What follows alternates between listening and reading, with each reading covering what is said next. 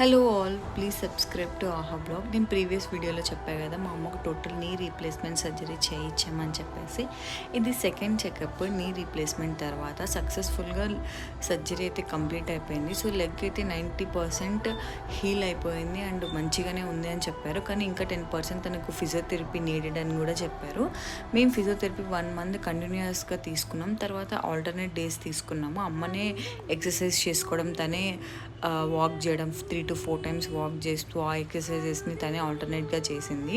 Leg అయితే చాలా బాగుంది, అంతా హీల్ అయిపోయింది.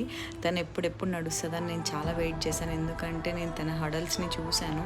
చాలా చాలా చాలా స్ట్రగుల్ అయిపోయింది. అసలు ఎప్పుడు నడుస్తానా అని నిజంగా తను చూసిన తర్వాత చాలా బాధ వేసింది. ఎందుకు చేయించానా అనిపించింది దాని తర్వాత. బట్ వాళ్ళ పని వాళ్ళైనా చేసుకోవాలి కదా ఫ్యూచర్లో, అందుకనే నేను చేయించాను. ప్లీజ్ మీరు కూడా నెగ్లెక్ట్ చేయొద్దండి. ఏదైనా మోకాలు నొప్పి ఉంటే ఫస్ట్ చూయించుకోండి.